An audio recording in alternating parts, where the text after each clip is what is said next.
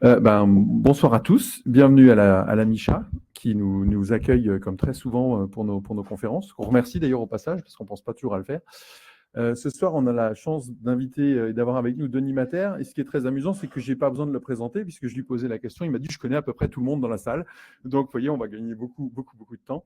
Alors, je ne ferai surtout pas un historique te concernant, mais c'est vrai que c'est quelqu'un que personnellement je connais maintenant depuis un moment. Quand on s'intéresse aux questions de parc naturel urbain, de ceinture verte, à Strasbourg, c'est difficile de ne pas connaître Denis, habillé en centurion ou dans sa tenue habituelle. Mais voilà, et puis c'est pas quelqu'un qui laisse indifférent parce qu'il vit pleinement son sujet.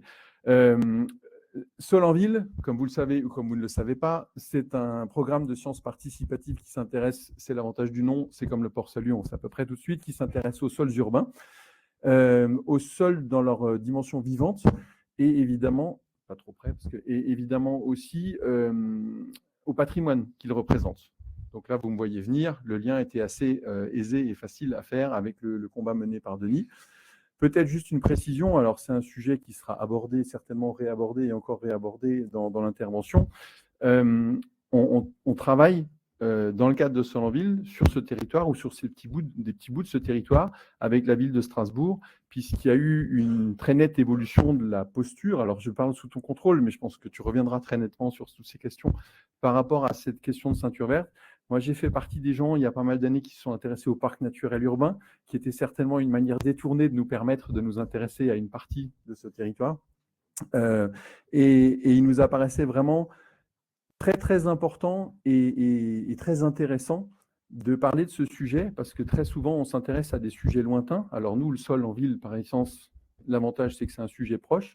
Mais là, sur Strasbourg, il y a vraiment beaucoup de choses à dire et beaucoup de choses qui sont dans l'air du temps. Alors, il était précurseur, il a été rattrapé, je ne sais pas qui a rattrapé qui, mais le sujet est éminemment d'actualité. Pour certains d'entre vous qui s'intéressent à l'actualité et qui ont entendu parler du zéro artificialisation nette, qui est en train d'être complètement détricoté, on rentre dans quelque chose qui était quand même très ambitieux par rapport à la préservation et à la bonne utilisation de ces sols.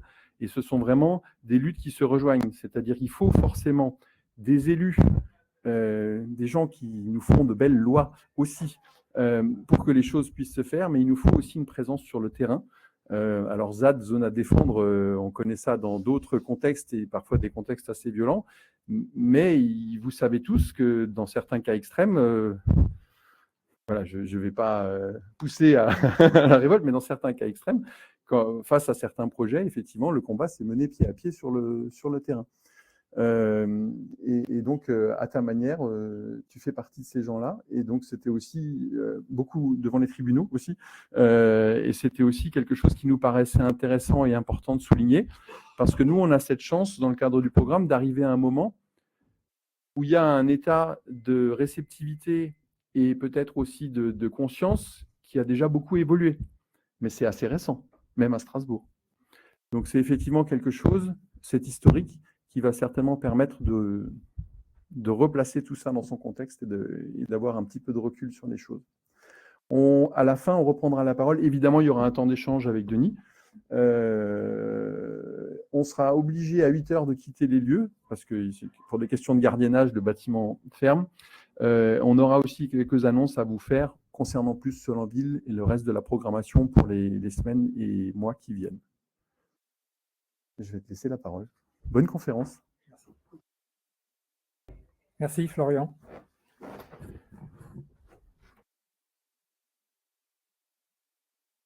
Bon, ça y est, ça ne marche pas. Ça c'est de nouveau. Il y a de nouveau sur l'écran le même. Je suis désolé. Quand ça se trouve sur l'écran du portable, ça ne marche pas. C'est ce qu'on dit.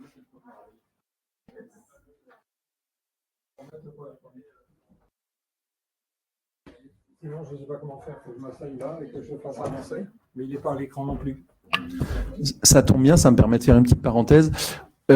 Normalement, si tout se passe bien, l'intervention est enregistrée. Parce que pour nous, c'est important de laisser une trace de nos échanges. Et donc, tout à l'heure, pendant le temps des questions, ça tombe bien, je ne l'ai pas dit, il sera important, si c'est possible, d'utiliser les micros.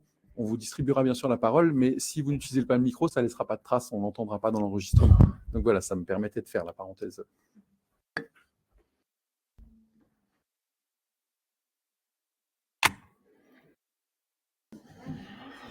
Ça devient compliqué, là. Mais il faut choisir.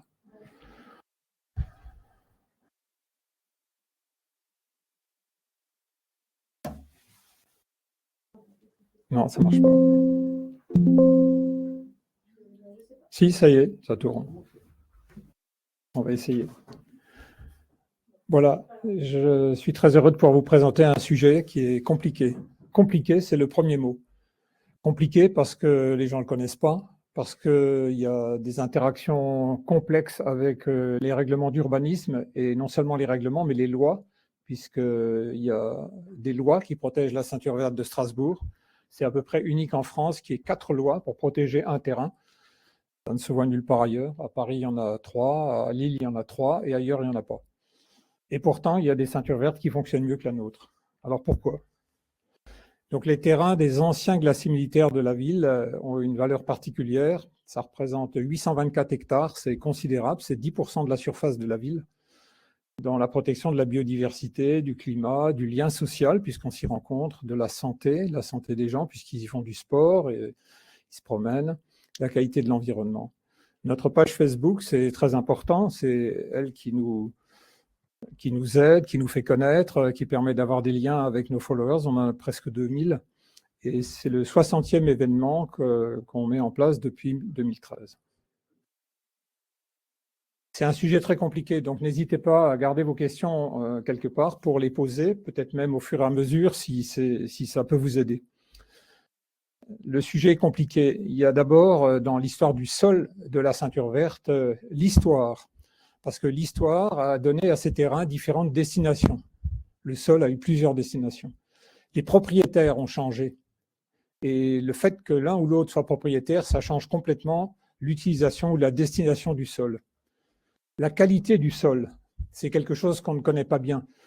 Parce qu'on n'a pas fait des analyses partout. Et malheureusement, quand on fait des analyses, parfois on a des surprises considérables. Et on ne s'y attendait pas parce qu'on ne connaît pas l'histoire de ce qui s'est passé sur la plupart des terrains de la ville.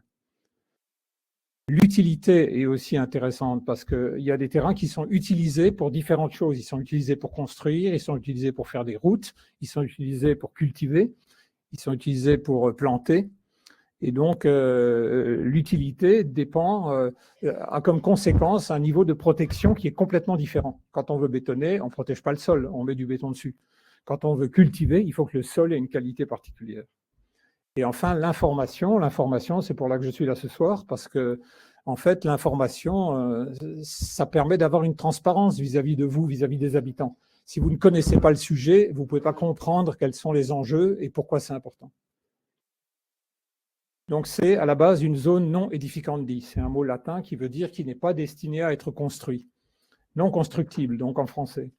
C'est un héritage direct des glaciers militaires prussiens. C'est une loi de 1871. Dès que l'Alsace a été annexée, le général Moltke est venu à Strasbourg et il a augmenté la surface de la partie fortifiée qui entourait la ville en y ajoutant la Neustadt, le quartier impérial. Donc ça a considérablement augmenté la surface de la ville et donc les fortifications ont fait à ce moment-là presque 18 km de long, alors qu'à l'époque de Vauban, c'était beaucoup plus petit. Et ces zones étaient inconstructibles, c'est ce qu'on appelait un glacis. Et il y avait, dans cette loi de 1871, il y avait toute une série de règlements, il y avait 34 articles qui expliquaient clairement ce qu'on pouvait faire et ce qu'on ne pouvait pas faire, quelle était la distance qu'avait ce glacis. Et ce glacis avait 600 mètres de large. Pourquoi ? Parce qu'en 1871, les canons avaient une portée utile de 600 mètres. À Paris, par exemple, à l'époque de Thiers, les canons portaient à 250 mètres. C'est pour ça que le glacis de Paris n'a que 250 mètres de long. La ceinture verte de Paris, c'est 900 hectares, celle de Strasbourg, 824. Vous voyez, c'est étonnant. Hein, on a l'impression que Paris, c'est gigantesque et la ceinture verte a pratiquement la même taille. En 1922, quand on est redevenu français, le Parlement français, sous la pression du maire de Strasbourg, Jacques Perrotte, a dit « c'est dommage de perdre ces terrains qui ne sont pas construits, on va en faire autre chose qu'un usage militaire et on va en faire un usage civil, on va les maintenir non constructibles pour l'essentiel ». Alors, vous voyez qu'il y a deux zones. Il y a une première zone qui est au centre de la ville, la loi de 1922, et c'est rajouté en 1927 une partie des terrains sur les fortifications du sud de la ville. Et donc, ces deux zones ensemble font 824 hectares. Et la zone de 1922 était partiellement constructible, très partiellement, puisqu'on pouvait y construire des routes, des voies ferrées, des bâtiments des services publics, alors que celle de 1927 était strictement inconstructible. On voulait la garder totalement non édificante. Donc, vous voyez, la servitude prussienne est passée en servitude civile française. Et le but des Prussiens, c'était protéger leurs fortifications. Et le but de la loi de 1922 et de 27, c'était dans l'intérêt de l'hygiène et de la salubrité publique. Voilà pourquoi on a conservé ces terrains. Et on comprend bien pourquoi, parce que ça permettait d'avoir des espaces verts, des jardins, des endroits où on pouvait faire du sport, se promener, et qui aéraient un petit peu, on allait prendre l'air. En 1941, je ne sais pas si vous le savez, il y a eu un concours d'urbanisme à Strasbourg. Hitler et son ministre Albert Speer, le ministre des Constructions, a mis en place un projet qui s'appelait Groß Strasbourg, où on mettait la métropole actuelle, c'est-à-dire Strasbourg et une grande partie des communes de l'eurométropole actuelle, et Kehl. Et les instructions, c'était il faut en faire une vitrine de l'Allemagne nazie et il faut que ça ait 1 million d'habitants pour que ça soit vraiment quelque chose de costaud. La ceinture verte y est identifiée, c'est la deuxième image en partant de la gauche, où vous voyez ces traits rouges. Les traits rouges, je suis repassé sur les traits qu'avait dessinés Hitler lui-même sur le plan de la ville, en disant voilà les axes. Il faut qu'il y ait un axe, celui qui est vertical, qui est l'axe du gouvernement. Donc tous les bâtiments des services du Reich devaient être alignés de cette façon, et ensuite il fallait qu'il y ait un lien avec Kehl. Alors, ce qui est très étonnant, c'est que quand vous regardez les deux images de droite, vous voyez deux grandes tours qui étaient l'un des projets qu'un architecte nazi avait prévu. Et vous voyez, aujourd'hui, on a non pas deux, mais trois tours. Et il y a quand même une ressemblance qui est assez comique. Ça vaut le détour. Entre 1946 et 1990, surtout, des dizaines de constructions illégales ont été construites par l'État et par la ville sur les sols non édificandis, notamment ceux de la zone de 1927. Je vous rappelle que c'était totalement inconstructible. Quand on a observé ça, parce que personne ne l'avait jamais remarqué, eh bien, moi, je me suis dit, c'est quand même profondément triste de voir ça, que l'État a été le premier à construire sur ces terrains des bâtiments, notamment l'école du centre de formation des adultes au Neuhof. Ils ont construit aussi sur l'aérodrome du Polygone, à côté de la zone de pompage de l'eau potable, des réservoirs d'essence pour les avions qui sont complètement obsolètes. Il y a des fuites tout le temps. Enfin voilà, la nappe phréatique est juste dessous. Et puis ce bâtiment que vous voyez complètement à droite, là, c'est le bâtiment d'intérêt européen. Ça aussi, c'était très bien. C'est un centre du permis de conduire. Voilà. Et donc la ville a dit, il faut absolument qu'on ait ça. Quand on a créé Zona en 1986, on a vu arriver 2 permis de construire à la Montagne Verte pour la caisse de retraite, un bâtiment de 11 étages, énorme, et une maison de retraite à côté. C'était des permis illégaux dans la ceinture verte, ce n'était pas des bâtiments des services publics. On les a attaqués, on les a fait annuler. Et le maire n'en est pas revenu. Il s'est dit que c'est incroyable, c'est la première fois que ça se produit. Eh bien oui, c'était la première, mais pas la dernière. L'autre chose importante, c'est ce que vous voyez illustré par la banderole qui est devant et l'autre banderole là-haut. C'est des banderoles qu'on a émises sur nos maisons, parce que j'avais acheté une maison en 1975 dans la ceinture verte, et en 85, 10 ans après, on m'annonce qu'on va m'exproprier. Et je n'étais pas le seul, on était 1000 propriétaires privés à se faire exproprier. Et on a marqué là-haut, zone verte, pourquoi exproprier? Parce qu'en fait, c'est ça la raison. La raison, c'était pour faire la ceinture verte. Et en réalité, le but de l'équipe municipale, ce n'était pas du tout ça. C'était de récupérer les terrains à très bas prix. Vous voyez, 815 € l'art, parce qu'on lui disait ça vaut rien, c'est des terrains non constructibles, enfin non constructibles jusqu'à ce qu'ils les rachètent. Et si vous voulez un permis de construire, ça sera un permis précaire, c'est-à-dire que sur notre simple demande, il faudra que vous démolissiez ce que vous avez construit et vous ne serez pas indemnisé. Alors que c'était complètement illégal cette façon de faire, mais c'était la politique. Et les gens, de temps en temps, la ville expulsait les gens, surtout à partir de 85, quand ils ont vu qu'on commençait à résister. Ça, c'est la maison à côté de chez nous que vous voyez. Ils ont expulsé les locataires, c'était des vieux retraités, et ils ont démoli leur maison juste à côté de chez nous pour faire pression sur nous. Donc, c'était la guerre, quoi. C'était la guerre. Et puis, ils avaient installé des ferrailleurs, des bidonvilles, comme vous voyez là en bas, l'état du Pré-Saint-Gall. Regardez l'état du Pré-Saint-Gall. Personne ne peut imaginer que c'était comme ça. Eh bien, c'était comme ça. C'était un véritable dépôt d'ordures. Et c'était volontaire, à mon avis, parce que c'était dans le but de nous faire partir. Et on avait des menaces et des pressions au téléphone, on menaçait les gens dans leur emploi, on leur disait si vous continuez à vous défendre, on n'achètera plus chez vous. Enfin voilà, c'était comme ça. Et la terre n'était pas chère, 815 € l'art, c'était très bien. En 1970, comme ils avaient déjà récupéré pas mal de terrain, ils se sont dit tiens, on va faire une ceinture autoroutière, c'est à la mode, on va la faire dans la ceinture verte puisqu'on a déjà les terrains qu'on a achetés pas cher du tout. Et c'est ce qui s'est passé. Sauf que pour la branche A350, qui est au nord de Strasbourg, celle qui part de la place de Bordeaux pour aller jusqu'au Palais des Congrès, cette autoroute A350, il y a eu de la résistance. Il y a notamment l'école d'architecture de Strasbourg, le professeur Stéphane Jonas, qui a fait faire par ses étudiants toute une série de travaux sur les terrains qui allaient être détruits par l'autoroute et qui a proposé ce que vous voyez en bas en gris, c'est un plan d'aménagement, parce qu'il disait on a besoin de nature en ville, c'est pas possible. Déjà à l'époque, le climat et l'environnement, ça souciait les architectes, et pas que, et aussi les habitants. Et ils ont demandé, avec ce plan, au maire Flimelin de remplacer ce projet par un parc, des jardins, enfin des espaces de nature où on pouvait se promener. En fait, devant les tribunaux, ça n'a pas tenu 5 minutes, et donc l'autoroute a été construite. En 1986, les choses ont changé puisqu'on nous a menacé d'expropriation. Donc c'était une expropriation menée par l'État, une expropriation générale de tous les propriétaires privés. Il y en avait, je vous ai dit, plus de 1000.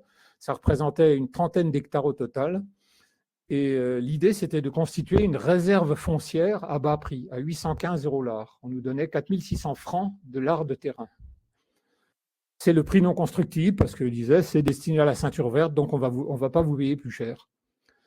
Et en 1990, notre association qui a essayé de faire casser cette procédure, c'était vraiment très, très difficile. C'est une période où on a beaucoup souffert. Et il y a d'autres propriétaires qui sont là ce soir, des amis, et on a beaucoup souffert. Certains en sont morts d'ailleurs. On a une voisine qui est décédée d'un infarctus quand elle a reçu la lettre recommandée qui lui annonçait qu'elle allait être expropriée.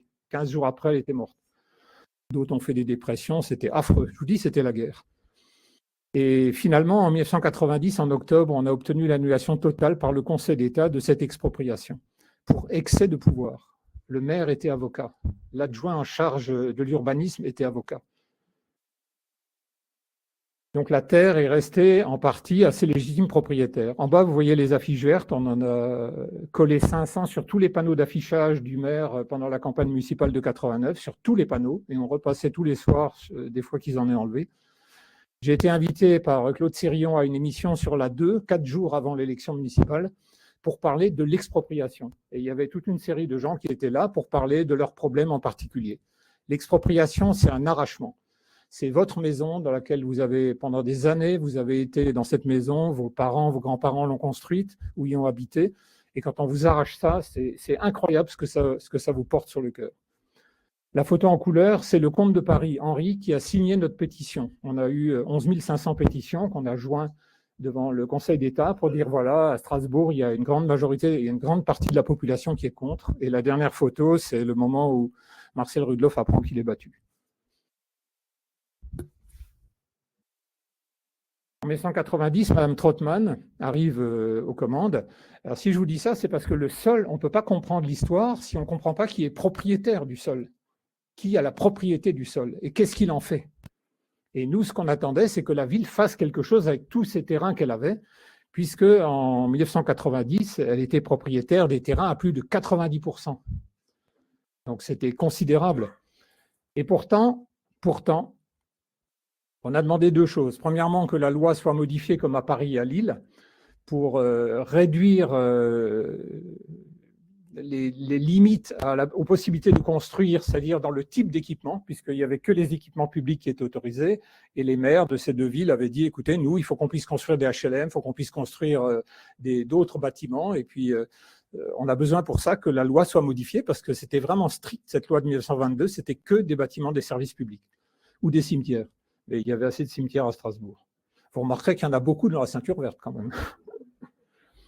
Et donc, Mme Trottmann a fait préparer avec nous, ça c'est quelque chose dont je suis très fier, c'est que j'ai participé à la préparation de cette loi avec Zona, et donc la loi d'abrogation a été votée en décembre 1990.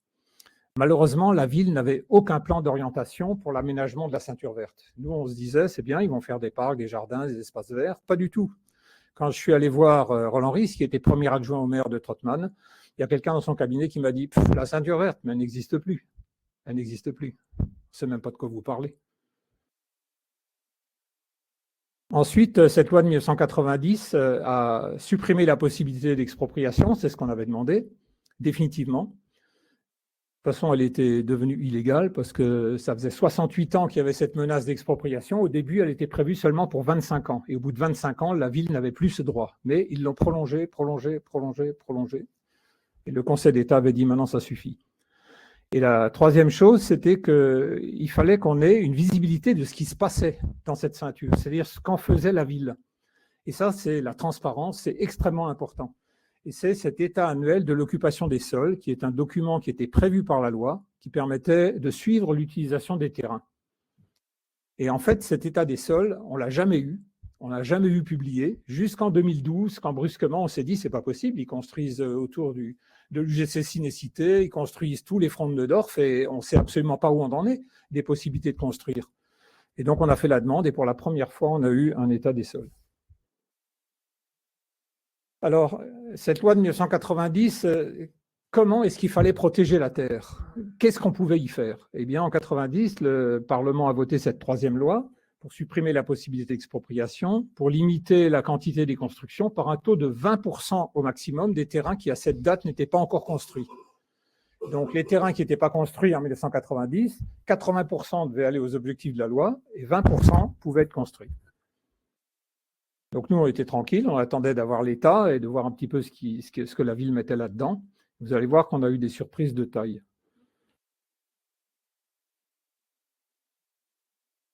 Alors, qu'est-ce qui s'est passé? C'est que les élus ont délégué la gestion de la ceinture verte à leur service juridique. Et ce sont des avocats qu'on a eu en face de nous, tout le temps des avocats. Et en fait, ce territoire a été artificialisé parce que les avocats leur ont dit, écoutez, vous avez des droits à construire encore pour au moins 200 ans, au rythme que vous voulez. Vous pouvez construire. Et ils ont fait un calcul qui était incroyable. C'est-à-dire qu'ils considéraient qu'une construction, ce n'était pas le terrain qui était construit, c'est une construction, c'était uniquement l'emprise au sol de la construction, l'emprise au sol. Et tout le terrain qui était autour était considéré comme non construit. Et à partir de ce moment-là, ce qui n'était pas construit, 20% devenait constructible. Vous imaginez? Vous avez une maison, vous avez un jardin, vous avez un garage, vous avez une cour. Eh bien, il y a uniquement l'emprise au sol de la maison qui est considérée comme construit. Et tout le reste donne 20% de droit à construire. Et quand on a étudié de près ce que les avocats avaient mis en place, ils avaient mis en place un système où ils disaient qu'il faut qu'il y ait un permis de construire qui ait été délivré. S'il n'y a pas eu de permis de construire, le terrain n'est pas construit. Est-ce qu'il faut un permis pour une autoroute? Non. Pour une voie ferrée? Pour une route? Pour un cimetière? Non. Pour une installation classée? Non. L'installation classée, c'est le préfet qui délivre une autorisation d'exploiter une installation classée. Il n'y a pas de permis de construire. Donc, tous ces bâtiments-là, plus les souterrains, plus les parkings souterrains, ce n'est pas des constructions, donc on peut construire dessus. Enfin, on ne voit pas très bien comment. Et donc, en fait, c'est les juristes qui pilotaient ce calcul et qui sont allés devant les tribunaux avec toute leur expérience des tribunaux et qui ont fait passer le message qui a été approuvé par les tribunaux. Donc, c'était complètement incroyable parce qu'on a découvert petit à petit toute cette façon de calculer, alors qu'au début, on ne s'en rendait pas du tout compte. Et les politiques, eux, ils disaient il faut du béton parce qu'il faut des constructions. Pour l'Europe, on a besoin de bâtiments, donc on va construire dans la ceinture verte, c'est plus facile et puis c'est pas cher.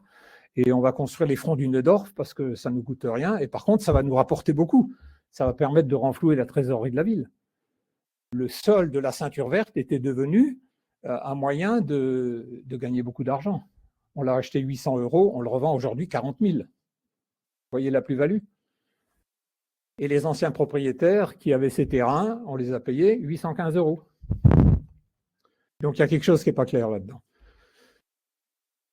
Donc en plus, la ceinture verte était mitée de partout, elle a complètement perdu ses fonctions écosystémiques. Et le petit schéma que vous voyez là en bas, c'est un schéma qui date de 2010, qui a été présenté par l'équipe de Roland Ries. C'est ce qu'ils appelaient la ceinture métropolitaine. Alors au début, je voyais que c'était en vert, je me disais c'est pas mal.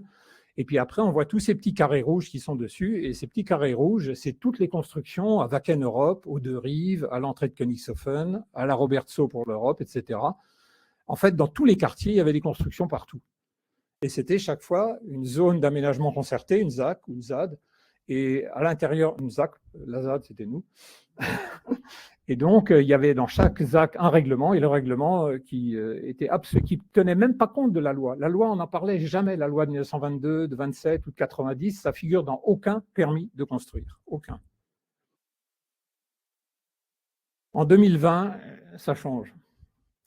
On a un retour à l'intérêt public de cette terre sous la pression du climat et de la santé. Il faut dire que depuis 2020, depuis que la nouvelle équipe est arrivée, et en particulier Mme Barséguian et Mme Broly, ce trésor a été remis en lumière comme élément central d'un projet de ville, un vrai projet. C'est la première fois depuis 1922 qu'il y a un vrai projet de ville sur la ceinture verte. La conscience de son rôle vital, j'ai marqué, réapparaît face à la pollution, parce qu'on n'en peut plus. Hein. On ne s'en rend pas compte. La pollution, elle est invisible, vous ne la voyez pas, vous la respirez. Et puis le jour où on fait une étude dans votre sang, on remarque qu'il y a toutes sortes de polluants, vous vous demandez mais d'où ça vient ? Je suis médecin, c'est pour ça que je vous en parle. Le changement climatique, on le voit aussi. Il y a des villes en Allemagne pas très loin d'ici qui ont été complètement submergées par des inondations catastrophiques. Et à Strasbourg, une grande partie de la ville est menacée d'inondations en cas de crue centenale de l'Ill et de la Bruche en même temps. Et ça peut très bien arriver qu'il y ait des pluies pendant une semaine. Et la ville ne résistera pas, elle sera submergée en partie. La dépendance alimentaire, il y avait dans le temps des maraîchers à la Robertso. Il y en avait beaucoup. Ils étaient dans la ceinture verte, on les a mis à la porte et puis on n'a rien fait sur leur terrain. Ou alors on a un petit peu construit. Aujourd'hui, il y a 2 fermes dans la ceinture verte, 2 fermes. La surface cultivable des 824 hectares, c'est 14 hectares. 14 hectares. Pour le reste, il faut aller dans le Korosberg pour aller se chercher à manger ou alors en Espagne. C'est effrayant. Et la menace sur la santé, elle est considérable. J'ai un de mes amis radiologues aussi, Thomas Bourdrel, qui a fondé un collectif Strasbourg Respire. Et Strasbourg Respire, ils ont mis la pression sur tous les acteurs, notamment la ville, l'Eurométropole, pour qu'on se rende compte qu'il y a une pollution d'enfer. Et si vous regardez par exemple l'avenue du Rhin, dans les Deux-Rives, les habitants qui sont au bord de cette avenue du Rhin, c'est la 2e zone la plus polluée de toute la ville. Et c'est un projet tout récent, c'est un projet des années 2000. Eh bien, on a même construit une école maternelle au bord de cette avenue. La façade donne directement sur la chaussée, quasiment. Il y a juste le trottoir. Et pour éviter que les enfants soient pollués, qu'est-ce qu'ils ont fait ? Ils ont mis l'entrée de la crèche à l'arrière. Et ils ont fait une modélisation avec des blocs, des bâtiments comme ça, comme on fait sur Internet, en 3D. Et ils ont montré qu'avec ces blocs, quand on les rapprochait les uns des autres, le couloir qui était au milieu empêchait la pollution de passer derrière. Mais vous imaginez ça ? Elle passe où la pollution ? Elle passe au-dessus, elle passe autour, elle vient par derrière. Elle est partout la pollution, ce n'est pas juste une pollution au bord de la route. Ça va jusqu'à 200, 250 mètres d'une route, une pollution comme ça. Donc la conscience de son rôle vital est enfin réapparue. Et on se questionne alors sur la terre. C'est là que je trouve que c'est intéressant, cette histoire de terre. Et ce qu'il y a dessous. Parce qu'en fait, on remarque qu'il y a une pollution massive du sol et de l'eau. Chaque fois qu'on veut installer des jardins quelque part, on se dit « Ah non, c'est pas possible, regardez au Heiritz. Au Heiritz, on a fermé tous les jardins familiaux qui sont de l'autre côté de la mosquée. Tous les jardins ont été… Pourquoi ? Parce que le sol était pollué. On vient de fermer 26 jardins le long des anciennes fortifications allemandes de l'arrière-gare, ce qu'on appelle le parc du Glacis. C'est tout récent, il y a encore l'article du journal là-haut. Pourquoi ? Parce qu'il y a une pollution à l'arsenic et au plomb. C'est pas rien, hein, de l'arsenic et du plomb, à des taux extrêmement élevés. Et quand on dit ça aux gens, ils disent « Mais je suis là depuis 40 ans, toute notre vie on a vécu là-dedans, on n'a jamais rien remarqué, personne n'est tombé malade. » C'est insidieux, la pollution, on ne la voit pas, on ne la sent pas, mais elle a des effets sur la santé profonde à l'intérieur de vous, vous ne vous rendez même pas compte de ce qui se passe.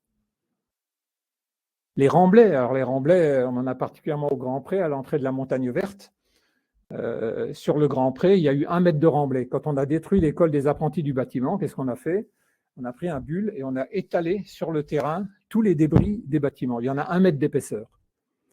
Alors qu'avant, le sol était beaucoup plus bas, il était inondable en cas de crue. Aujourd'hui, il est 1 mètre plus haut, il est plus inondable, et c'est donc le quartier Saint-Arbogast à côté qui va être inondé s'il y a une crue centenale de l'île.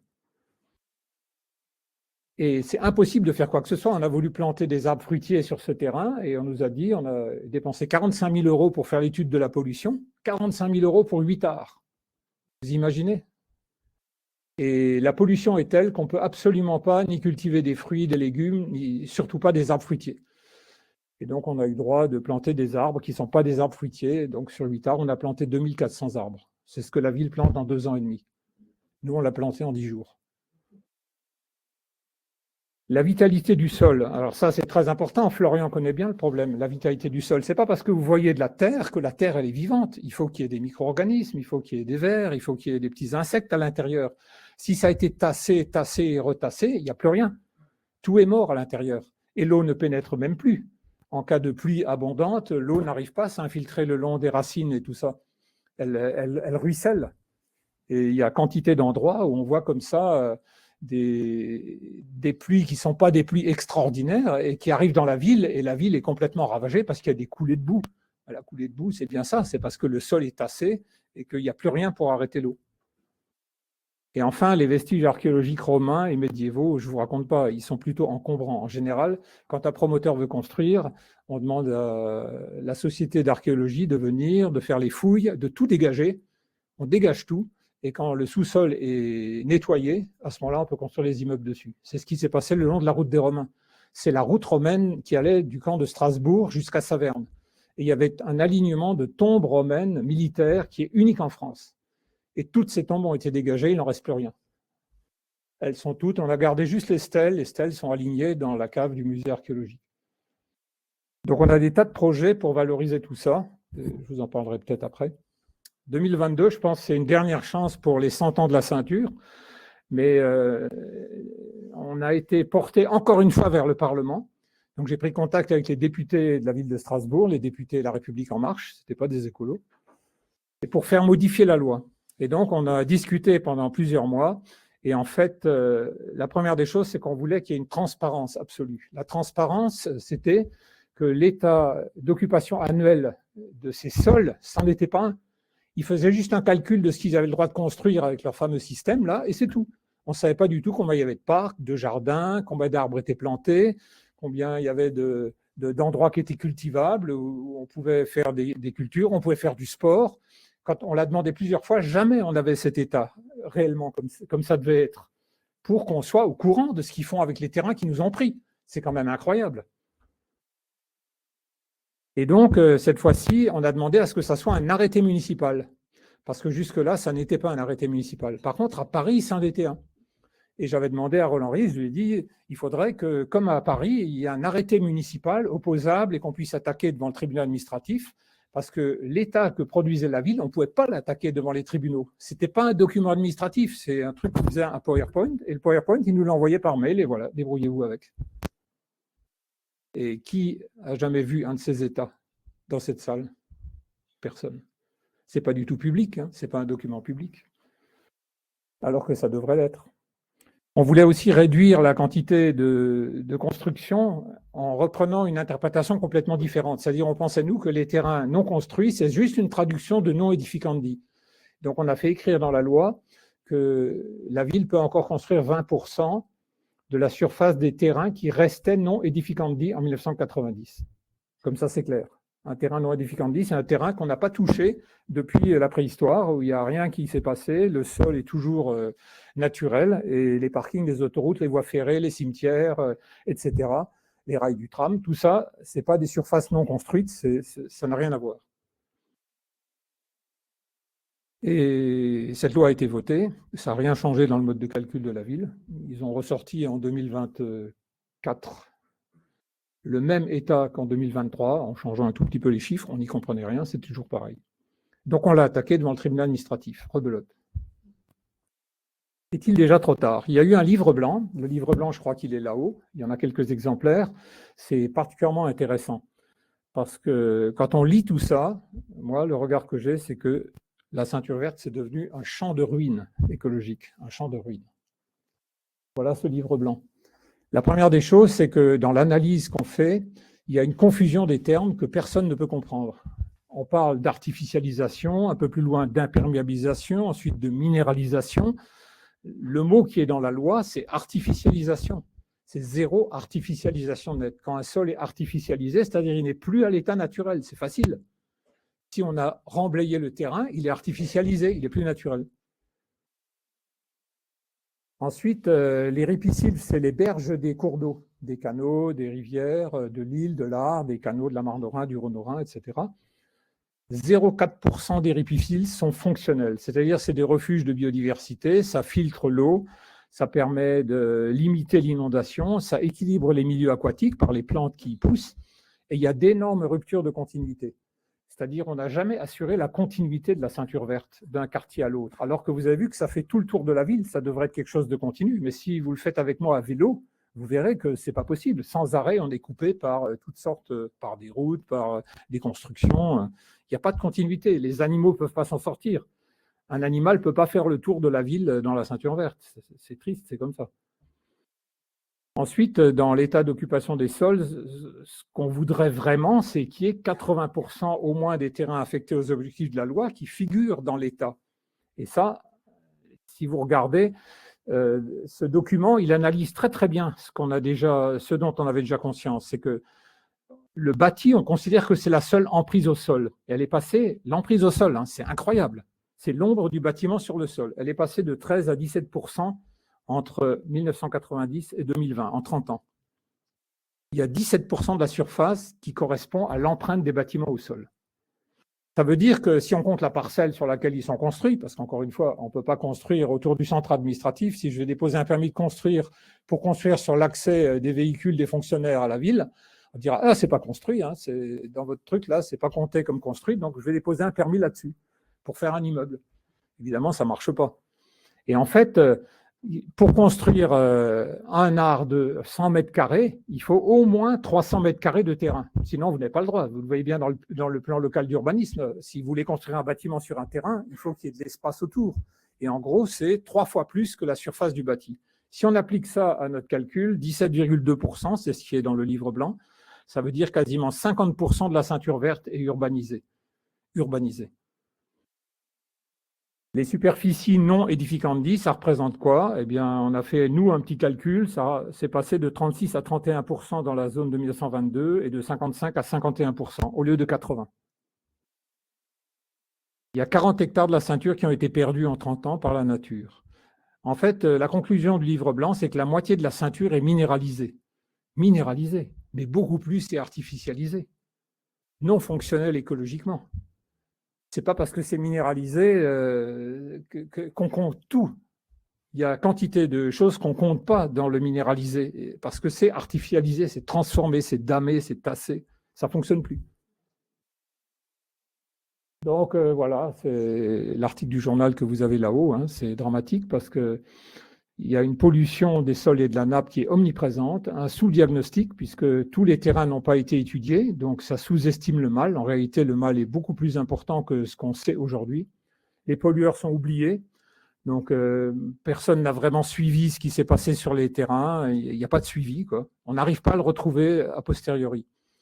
Et le traitement, peu d'envergure, peu d'ambition, peu d'intensité, donc peu d'effet. Si on compare Strasbourg à Toulouse, Toulouse c'est la 4e ville de France, Strasbourg la 8e.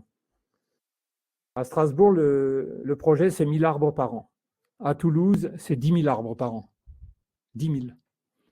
À Strasbourg, on a planté à peu près 5 000 arbres. À Toulouse, ils en sont à 70 120 arbres. Il y a un appel à manifestation d'intérêt pour des terrains qui sont sacralisés, qui sont effectivement des terrains intéressants, qui sont des petits terrains. Et dans le projet actuel, c'est 80 arts, donc par rapport aux 824 hectares, c'est 1/1000 de la ceinture qui va avoir une destination qui est conforme à la loi. C'est un petit début, mais on en a discuté avec la ville et je pense que si ça marche bien, on pourra peut-être l'étendre et puis répéter ces opérations plusieurs fois. Il faut en fait que des habitants s'investissent là-dedans pour le faire avancer.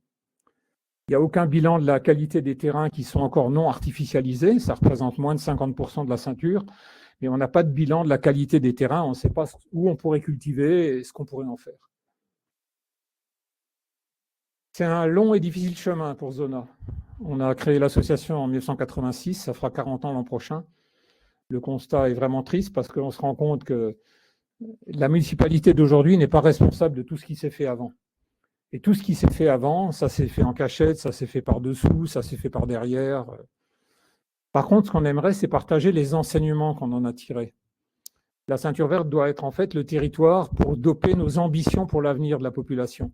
C'est un endroit où il y a un règlement particulier, par exemple, dans le plan local d'urbanisme depuis l'année dernière. On a travaillé longuement avec les services de la ville pour que, par exemple, quand vous voulez construire sur un terrain, actuellement, il y a 30% de la surface qui doit rester en espace de pleine terre. Dans la ceinture verte, c'est 40%. C'est 10% de plus. Il faut revenir aussi au fondement. Quand on relit les délibérations des lois, des 4 lois pour la ville, vous verrez qu'on a des choses quand même intéressantes. Et il faut écouter les habitants plutôt que confier l'aménagement de la ceinture aux juristes municipaux qui s'en moquent. Dans l'un des derniers procès qu'on a eu devant eux, on a entendu « vos arguments sont imbitables ». Imbitable, ça veut dire qu'on n'y bite que dalle, on n'y comprend rien. C'est un professeur de droit administratif à Strasbourg qui écrivait ça, ou un de ses élèves. Voilà comment les juristes considèrent la ceinture verte. Les élus, ça n'a rien à voir avec ça, je pense qu'ils ne sont même pas au courant. Le retour aux objectifs des lois, pour nous, c'est l'essentiel. Numéro 1, voilà Jacques Perrotte, le député maire, qui en 1922 a mis en place cette loi. S'il voyait la ceinture aujourd'hui, je crois qu'il tomberait raide. En mars 1920, la commission de l'armée, le général Cernesson disait « Il ne faut pas que demain ces terrains puissent être revendus comme terrains à bâtir ». Dans un avenir lointain, une municipalité, jugeant que les intérêts financiers de la ville prédominent ceux de l'hygiène, pourrait utiliser les terrains pour échapper à ces restrictions. C'est quand même prémonitoire, hein. Le général, il n'avait pas les yeux dans la poche. Une ceinture d'air existe, la ville désire qu'elle subsiste dans l'intérêt de l'hygiène publique. C'était clair, on ne peut pas être plus clair. En juin 1921, pareil, il faudra aménager ces terrains en espace libre, parcs, jardins publics et terrains de sport. En février 1922, toujours avant le vote de la loi, la ceinture verte doit embellir la ville et répondre aux besoins d'hygiène et de salubrité de sa population. C'est les discussions à l'Assemblée nationale. Et cette loi dit que les espaces libres, les terrains seront toujours grevés de la servitude non édificandie et il faudra les aménager en espaces libres, donc des jardins potagers, fruitiers ou d'agrément, des parcs et des jardins. Et en 1923, il y a eu une exposition internationale au Wacken, dans la ceinture verte, consacrée à l'hygiène scientifique. Donc dans la science, l'industrie, l'habitation, l'alimentation, l'agriculture et les sports. Vous vous rendez compte, en 1923, c'était il y a plus de 100 ans. Et les Strasbourgeois étaient invités par le maire pour comprendre l'utilité de la nouvelle loi à venir visiter cette exposition au Wacken. En 1990, donc, les élus qui ont voté la loi modificative, hein, vous vous souvenez, la 3e loi, ont écrit « La ville de Strasbourg a pu acquérir la quasi-totalité des terrains, soit 350 hectares sur 370 ». Alors, je ne sais pas d'où sortent ces chiffres. Mais enfin bon, c'était comme ça, c'était leurs chiffres à l'époque. Hein. L'Assemblée nationale a adopté un amendement limitant à 20% la superficie constructible des zones. C'est clair. Si ça, c'est pas clair, alors je ne vois pas à quel moment c'est clair. Il parlait de l'établissement d'un état de l'occupation des sols qui doit garantir la transparence et le contrôle des opérations réalisées dans ces zones. Or, les maires, depuis 1990, ils n'avaient absolument pas envie qu'on mette le nez dans leurs affaires. Hein. Eux, la ceinture verte, c'était vraiment béni. Et les députés avaient encore écrit « La spécificité de ces zones, du point de vue juridique, mais également du point de vue de l'importance psychologique qu'elles ont revêtue, puisque les députés savaient très bien qu'on avait essayé de nous exproprier. Et on avait fait une telle campagne, notamment sur Antenne 2, je vous l'ai dit, hein, j'avais été invité par Claude Sirion. Ils s'étaient bien rendus compte qu'il y avait un problème psychologique avec les habitants. La nouvelle loi doit permettre de vérifier que le parti envisagé est en cohérence avec les intentions des lois de 22 et de 27. Puisque aujourd'hui, on nous dit que les lois de 22 et 27 sont abrogées. C'est faux. On a abrogé certains articles des lois, mais les députés ont bien précisé qu'il faut rester cohérent avec ce qu'on avait comme intention initiale. Et donc l'Assemblée nationale a limité, encore une fois, à 20% la constructibilité des zones concernées. En 2022, j'ai pris à tâche, je vous l'ai dit, avec les députés de Strasbourg, les 4 députés, et Sylvain Wasserman était à l'époque vice-président de l'Assemblée. Et il a fait un speech donc à l'Assemblée pour proposer cet amendement qui a été voté, comme toutes les autres lois, à l'unanimité des parlementaires, au Sénat et à l'Assemblée. Il voulait rendre opposable et contestable l'état annuel de l'occupation des sols, donc c'était un souci de transparence, c'était le but de cette loi 3DS, augmenter la transparence des lois vis-à-vis des redevables, des justiciables, des habitants. Et donc, il fallait que cet état annuel soit produit par la maire sous forme d'un arrêté municipal. Voilà, ça c'est clair. Et ensuite, préciser les modalités du calcul qui jugent non construits les autoroutes, les routes, les voies ferrées, les cimetières, les rivières et les bassins du port. Ah oui, j'avais oublié les rivières et les bassins du port. Il y avait 50 hectares de cours d'eau à Strasbourg, dont 20% étaient constructifs. Ça, on l'a découvert, ça c'est la dernière découverte en date. Donc, on a fait mettre dans la loi de 1922 les terrains non édificandis, parce que sinon, les juges et les avocats disaient « Ah ben là, sur l'eau, on peut construire 20%, bien sûr, sur pilotis. » Pas bien. Donc, quatrième point numéro 4, essentiel pour nous, c'est quels sont les besoins des habitants. Les besoins des habitants, c'est que maintenant, enfin, on sacralise la ceinture verte et que ça représente quelque chose. C'est notre œuvre pour les générations futures. Il faut des sols vivants. Hein. Je crois que la Sollenville, on ne me contredira pas. Il faut que les sols soient vivants. Il faut que l'air soit propre, qu'on maîtrise l'eau et la canicule, qu'on ait une biodiversité riche, des sols nourriciers chaque fois qu'on peut. Mais je vous ai dit tout à l'heure, il n'y en a presque plus. Il y en a presque plus. Pour les sports, les loisirs, se rencontrer et protéger notre patrimoine, notamment romain, mais aussi médiéval, et puis le patrimoine plus récent. C'est ce qu'on appelle une ceinture verte bioclimatique. Maintenant, il faut voir ce que ça donne sur le terrain. Et une ambition pour des résultats. Alors, je vais vous montrer un petit peu ce que fait Toulouse. À Toulouse, c'est 100 000 arbres plantés d'ici 2030, beaucoup sur des terrains désartificialisés. Ils ne plantent pas dans les parcs. Ils plantent aussi sur des terrains qui étaient des terrains artificialisés, qui désartificialisent et ils plantent des arbres dessus. Ils ont planté 70 120 arbres à la date d'aujourd'hui, parce que j'avais fait mon PowerPoint il y a 5 jours. Il y a 5 jours, il y en avait 70 050. Donc, ils ont planté 70 arbres entre vendredi et aujourd'hui. Donc, 20 000 arbres l'hiver dernier. Ça a des services écosystémiques. C'est comme ça qu'on appelle les services rendus par l'arbre, majeurs. Ça dépollue l'air, ça absorbe le CO2, ça rafraîchit, ça atténue le bruit. Quand vous avez une ligne d'arbres, vous avez moins de bruit derrière, c'est évident. Hein. Ça embellit le cadre de vie, ça diminue le stress visuel. Vous êtes stressé quand vous avez en face de vous un mur en béton ou des voitures qui passent. Et ça réduit le risque d'inondation. Alors voilà, l'inondation, ce que vous voyez sur cette photo, c'est l'un des terrains que la ville de Strasbourg consacre à l'agriculture urbaine. C'est-à-dire que sur les 11 hectares de l'îlot de la Méno, à la Méno, il y a 4 hectares qui sont inondés régulièrement quand leur tortue déborde. Et voilà ce qui se passe pour les cultures.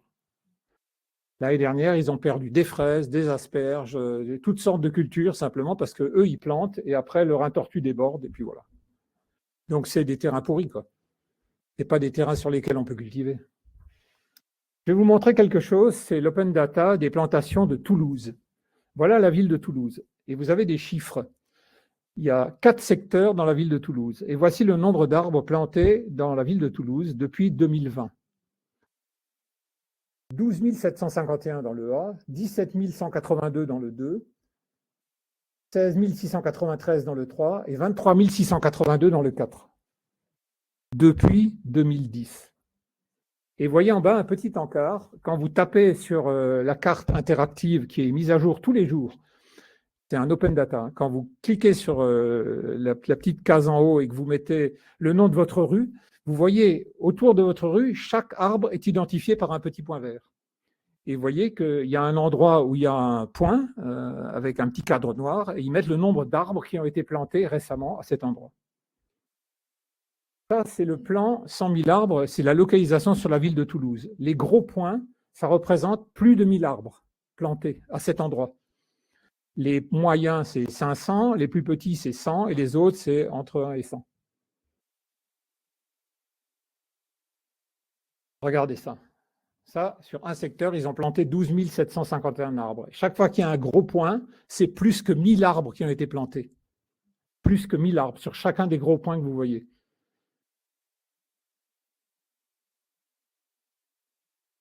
C'est ce qu'on demande à Strasbourg. Pas la même chose, puisqu'on n'est que la 8e ville, mais on peut faire au moins la moitié de ce qu'ils font eux.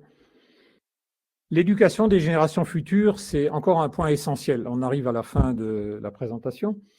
Mais l'éducation des générations futures par l'ENGES, c'est l'École nationale du génie de l'eau et de l'environnement de Strasbourg. On a une des plus grandes universités de France à Strasbourg. Et il y a notamment toutes ces grandes écoles dont je vous parle là. Pourquoi? Vous allez voir. La deuxième, c'est la Haute École des Arts du Rhin, c'est l'ancienne École des Arts décoratifs. La troisième, c'est l'École nationale supérieure d'architecture de Strasbourg. Et depuis 2 ans, il y a un forum annuel des étudiants consacré à un thème unique, la ceinture verte de Strasbourg. Et ça, je vous invite à y aller. C'est chaque fois fin janvier, début février. C'est une journée entière, c'est gratuit, tout le monde peut y entrer. Il y a des présentations des étudiants sur des thèmes particuliers. Par exemple, l'état des ripisylves, par exemple, les continuités, par exemple, quels sont les animaux qu'on trouve dans la ceinture verte? Est-ce qu'il y a un animal emblématique de la ceinture qui arrive à en faire le tour? Est-ce qu'il y a des continuités dans la ceinture verte? Et ces études-là, c'est absolument passionnant. Et ils proposent aussi des solutions. C'est ce qu'on appelle l'atelier des idées, qui a eu lieu cette année, c'était en février, je crois, début février. C'est absolument, en janvier, c'est absolument passionnant. Et c'est à la Manufacture des Tabacs. Donc, chaque fois, on l'annonce sur notre page Facebook et vous pouvez y aller. Alors, quel avenir pour la ceinture verte? Soit on pleure sur sa disparition, soit on prie Saint Rita. Vous savez qu'à la cathédrale de Strasbourg, il y a une statue de Saint Rita. Il faut aller. Les causes désespérées. Alors, vous allez rire, mais quand j'étais à Nice, je suis allé dans l'église Saint Rita et j'ai mis des cierges. Et peu de temps après, Madame Barseguian a été élue. Ou alors on continue à connaître la ceinture, à l'aimer, à la défendre et à proposer, c'est ce qu'on fait. Vous connaissez cette femme? Voilà, elle est juste en face de la ceinture verte et elle pleure. Et voilà, ils ont volé notre rêve. On avait le rêve d'une ceinture verte et on l'a perdu. Alors comment conclure? J'ai dit que la ville et ses élus et ses services ont maintenant complètement changé de mentalité. On arrive à travailler avec eux. Il y a ici des représentants de la ville. Et c'est une façon de travailler que j'aime bien. J'ai déjà été à plus de 40 réunions, moi, ou des gens de Zona. 40 réunions avec la ville depuis 2020. Et on arrive à faire passer toute une série de messages qui sont vraiment importants. Mais c'est un combat difficile et long. Et qui l'a mené? Les habitants et nous. Avec d'autres associations, par exemple sur la pollution de l'air avec Strasbourg Respire, avec Alsace Nature, on est très liés les uns avec les autres, et avec le Club Vosgien aussi. Le plus souvent, c'est face au pouvoir public, mais surtout face à sa gestion par leurs avocats. Ce sont eux qui ont permis la destruction de notre ceinture verte. Donc il faut absolument que sur le plan législatif, on va voir maintenant quel va être l'impact de cette 4e loi. Et si au tribunal administratif, on arrive à faire passer notre message, ça sera pas mal. Sinon, il faudra retourner encore une fois au Parlement pour faire réduire encore une fois ces possibilités de construction. Et vous voyez, dans le film Le Brio en 2017, le professeur de droit qui était... juste maintenant, son nom qui m'échappe, mais ça fait rien. Il disait ce qui compte, il disait à sa jeune étudiante, tu sais, ce qui compte, c'est d'avoir raison. La vérité, on s'en fout. Le béton ne recule pas, ben nous non plus. Voilà, alors je vais essayer de vous faire passer la petite vidéo. Je ne sais pas si ça passe. Sinon, je vous remercie. C'est très compliqué, mais j'espère que vous avez un petit peu compris quand même les enjeux.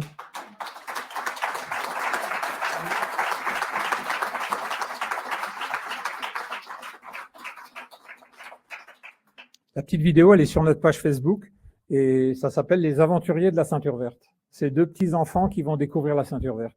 C'est un film qui est assez court et qui est vraiment superbe.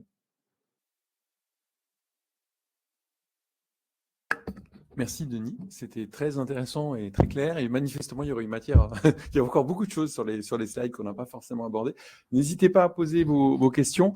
On a la chance aussi d'avoir avec nous certains représentants de la ville. Alors j'ai coutume de dire l'idée c'est pas que ça vire au ping-pong, hein, mais voilà, ils auront peut-être aussi des réactions ou des choses à dire. Ils sont tout à fait libres et bienvenus à s'exprimer également. Quand je dis de la ville, c'est les services. Si je dis pas de bêtises, je crois pas qu'on ait d'élus avec nous. Si, pardon. Oh là là, honte à moi. Précise. Qui ai-je oublié? Bon. Voilà, ça c'est fait. Donc voilà, l'idée, c'est d'avoir un échange avec vous. Peut-être aussi, n'hésitez pas si vous avez des témoignages. Je n'ai pas regardé l'heure qu'il est exactement, mais on dispose encore. 7 heures. Oui, en même temps, voilà, décidément. Ça c'est fait aussi. Donc on peut prendre le temps un petit peu de cet échange. N'hésitez pas aussi à questionner. Il y a des choses, il y a eu beaucoup de choses dans cette présentation. Donc si vous avez besoin de compléments d'information, lancez-vous. Ah ben voilà, on est parti. Alors oui, merci, le micro. Oui, j'avais bien compris. Bonsoir. Oui, j'ai deux questions en fait. J'ai une question sur dès le départ, j'ai pas compris, parce que vous nous avez expliqué que depuis 22, c'était non edificandi. Et on voit en tout début de votre présentation des maisons qui se font démolir. Donc, comment ces maisons étaient construites sur des zones non édificantes? Donc ça, si vous pouvez nous expliquer ça, parce que ça, j'ai pas compris. Puis après, j'ai une question, c'est plutôt pour Solonville, parce que sur tous ces terrains pollués, c'est un avis plus scientifique. Est-ce qu'on pourrait imaginer des systèmes de phytorémédiation? Enfin, je sais pas si, en tout cas, ça m'intéresserait d'avoir votre avis là-dessus. Alors pour les maisons, c'est très facile. La loi date de 1871, la loi sur les glaciers militaires allemands, et les maisons que vous avez vues démolir, elles étaient construites avant.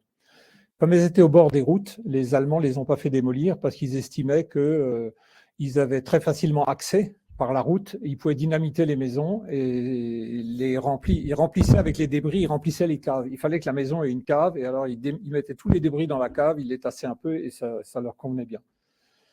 D'autre part, après 1922, il y a des exceptions. L'une des exceptions, c'était la possibilité de construire à 40 mètres de chaque côté des voies d'accès aux anciennes portes de la ville. Donc 40 mètres de chaque côté. Alors ça concerne, je vous donne des exemples, la route de Schirmeck, la route des Romains, la rue de l'Hôpital, le chemin Goebe. Enfin voilà, et puis aussi l'avenue Ehrenschmidt, la rue du Tivoli. Et la route de Cronenbourg, enfin la route de Mittelsbergen et celle de Oberhausbergen, toutes les deux traversent la ceinture verte. Donc le long de ces routes, il y avait une possibilité de construire, mais pas à plus de 40 mètres de large. On s'est rendu compte en particulier que l'hôtel Hilton et l'hôtel Holiday Inn, ils dépassaient largement les 40 mètres puisqu'ils allaient pratiquement jusqu'à 80 mètres de large. Et M. Pflimlin avait dit la loi, vous savez, l'Europe, si on dépasse un petit peu, personne ne va s'en rendre compte. Et puis les conseils municipaux avaient des parts dans la SCI, donc au Hilton. Ça aussi, on l'a découvert. Et pour les sols, pour la dépollution, la phytodépollution, tu veux dire un mot, Florian? Alors, je ne sais pas si on m'entend, il est quand même important de préciser que j'ai aucune expertise dans ce domaine. C'est important quand même de le rappeler. Sur ces aspects-là, notamment les aspects de phytorémédiation, on nous en parle beaucoup. C'est-à-dire que systématiquement, quand il y a des problèmes de pollution, c'est un mot qui ressort beaucoup. Les gens sont maintenant très au courant que ça existe. Et quand on va contacter les spécialistes de ces questions-là, invariablement, la réponse est, en réalité, l'outil n'est pas adapté à l'enjeu. C'est-à-dire qu'on peut faire des choses, effectivement, mais pas dans les délais et pas avec les volumes importants dont on parle, et pas surtout pour en faire des choses alimentaires, parce que souvent c'est la question, on parle d'espaces sur lesquels on va avoir des productions alimentaires. Donc voilà, c'est souvent une espèce de Graal, la phytoremédiation. C'est vrai qu'on n'a jamais on avait fait un sujet, non? Oui, on avait fait un sujet, mais il faudrait qu'on revienne sur le sujet parce que c'est souvent souligné.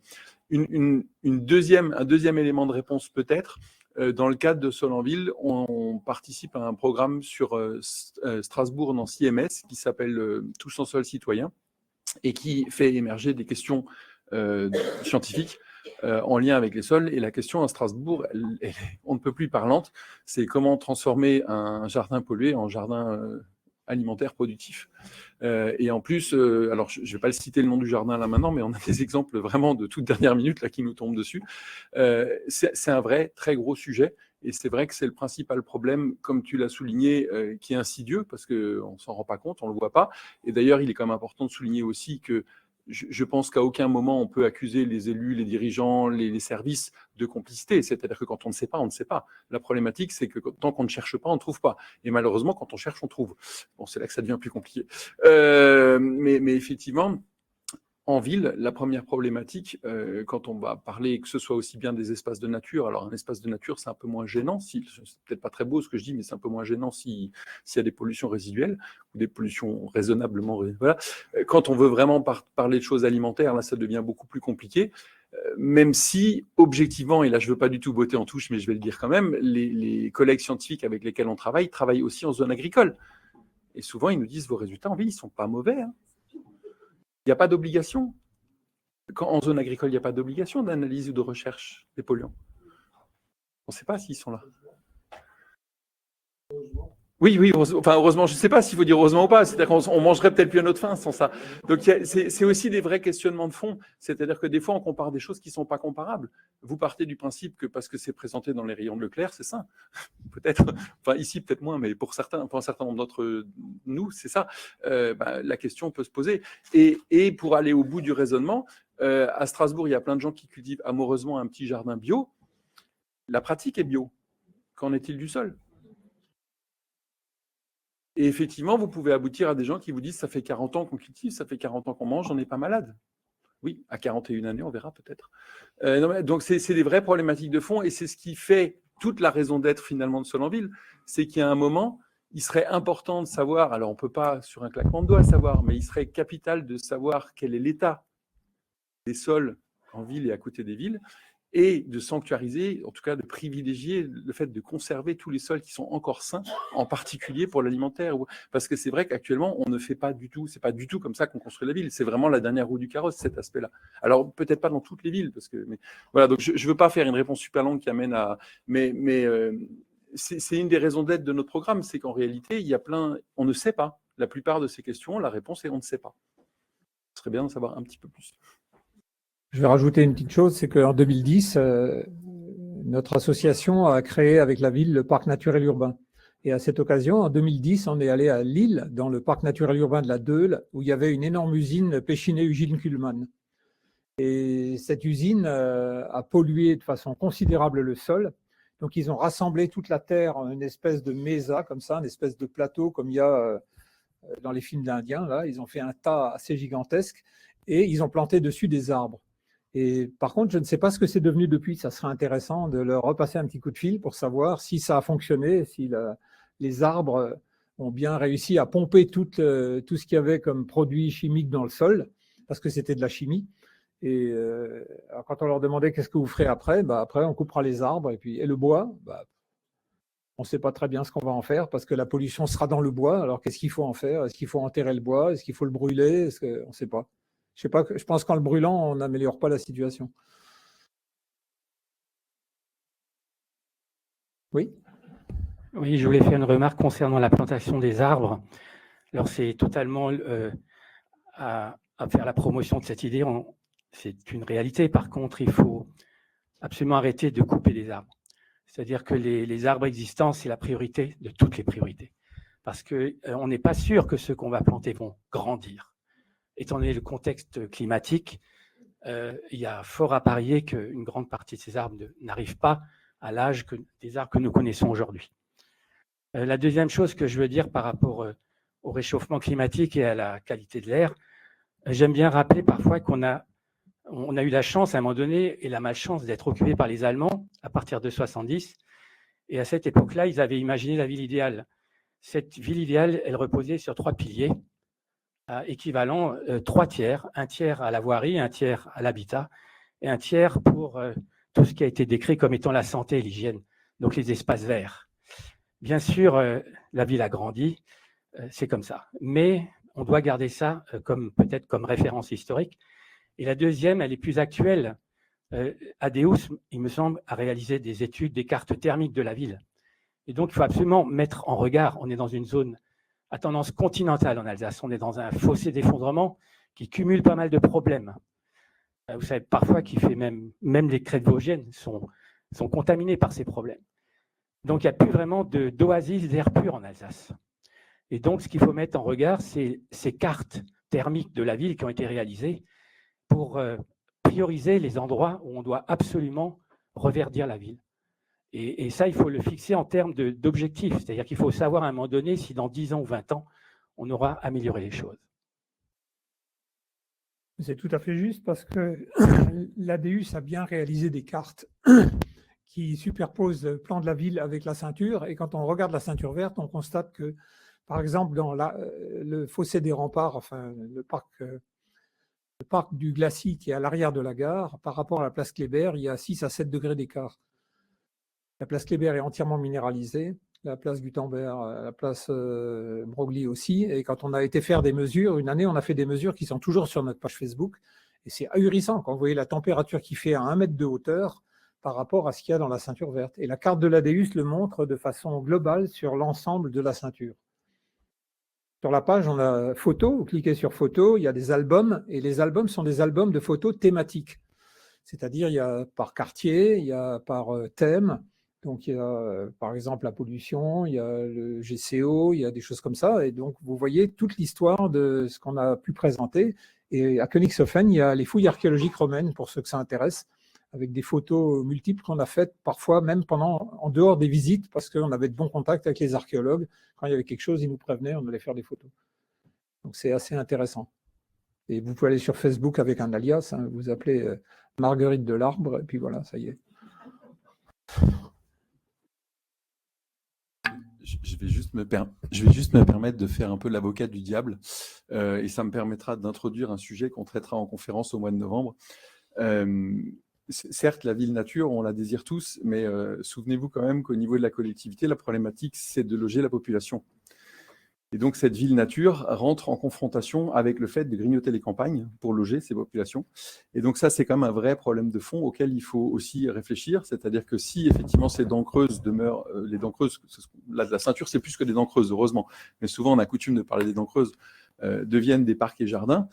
Soit on va vers l'habitat vertical, la densification dont on définit jamais vraiment de quoi il s'agit, ça serait intéressant. On avait un élu à Strasbourg que je ne citerai pas qui en parlait beaucoup, mais moi pendant des années j'ai réclamé qu'on ait un vrai temps d'échange pour définir ce que c'est avec le public que la densification, parce que tout de suite c'était très mal vu ce terme, alors que l'idée mérite d'être débattue, quoi.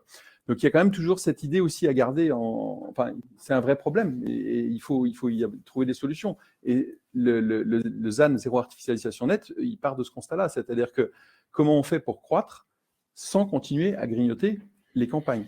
Et donc, c'était une très longue introduction sur le sujet, puisqu'au mois de novembre, on va inviter... alors, si je ne veux pas égratigner son nom, mais si j'ai bonne mémoire, il s'appelle Pierre-Olivier Pécoz. C'est quelqu'un qui travaille à l'ADEUS, qui nous avait fait il y a 2 ans une excellente conférence déjà sur le ZAN.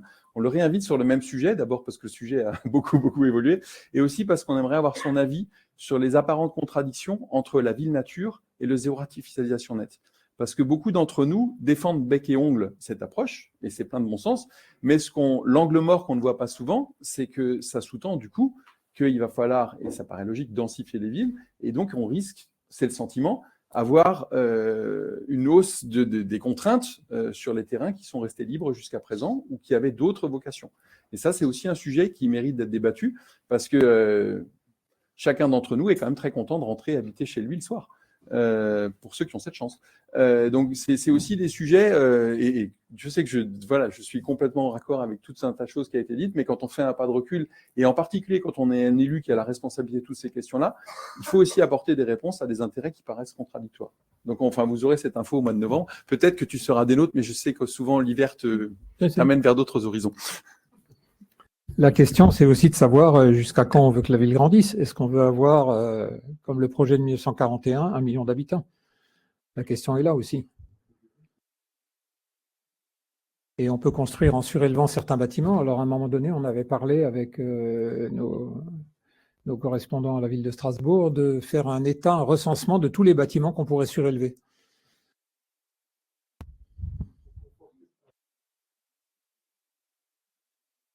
Oui, je vais un petit peu dans votre sens pour mettre quelques valeurs, quelques chiffres sur ce que vous avez dit. Bon, moi, j'ai le privilège j'habite une maison de 14 étages. On est à peu près, les appartements font à peu près 100 mètres carrés, c'est-à-dire un art. On peut considérer que maintenant, la population vieillissante, on est à 2 par appartement. Il y a 12 niveaux d'habitation, grosso modo. Donc, on a un art et on est à 24 sur un art. C'est pas mal comme densité. Par contre, le rêve onirique, la petite ville, c'est une petite maison, pas trop grande, sur un terrain de 4 à 5 hectares, où ils habitent peut-être à 3. 4 ou 5 arts, excusez-moi, ils sont peut-être à 3-4 là-dedans. Alors nous, on est à 24 sur un art. Et voilà, donc effectivement, ça pose la question. Et Et si après on se dit, bon, maintenant on a une eurométropole de 500 000 habitants et ça serait bien d'en avoir une de 800 000, ben, on la met où cette, et vous l'avez dit à juste titre, une ville, ça sert d'abord à habiter. C'est le vrai problème, c'est où habitent les gens.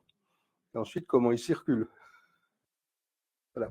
Je voulais juste un petit peu abonder dans votre sens. Moi, j'avais une question à poser qui est un petit peu en rapport avec ce que disait Florian. Moi, ce qui m'étonne, M. Mater, c'est que vous êtes depuis 40 ans, je dirais, en opposition systématique avec les élus qui mêlent leur politique à eux.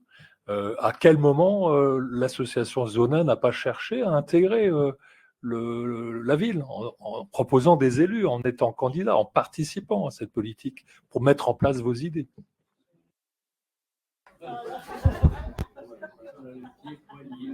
Non, on me l'a proposé.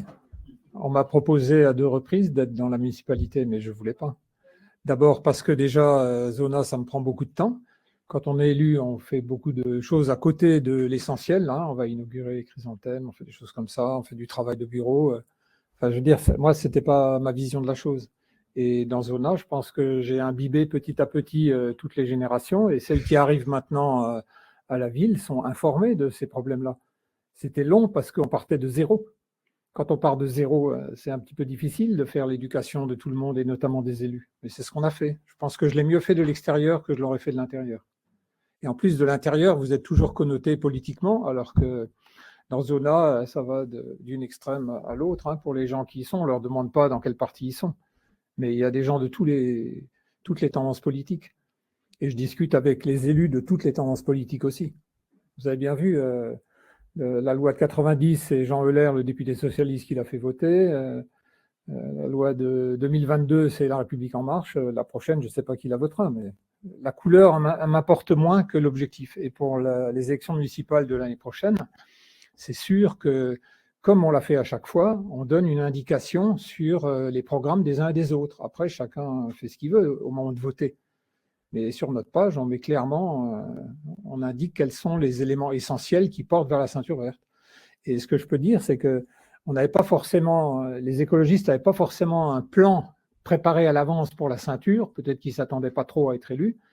Mais par contre, ils ont repris des thèmes que nous, on avait mis en avant sur notre page Facebook et qui ne venaient pas de chez eux. Et on les retrouve complètement dans ce programme que je vous ai montré. Donc finalement, ce n'est pas si mal. Et je ne suis pas opposé du tout. J'ai toujours travaillé avec les gens, avec les services, par exemple. Les services de la ville, le directeur de l'urbanisme aujourd'hui, je le connais depuis 25 ans. On travaille ensemble depuis 25 ans. On a fait un livre blanc des Glacis Ouest ensemble. Et maintenant, on continue à travailler. Il va prendre sa retraite. Moi, j'ai vu passer 6 maires quand même. J'aurais pas pu changer 6 fois, surtout de couleur à chaque fois.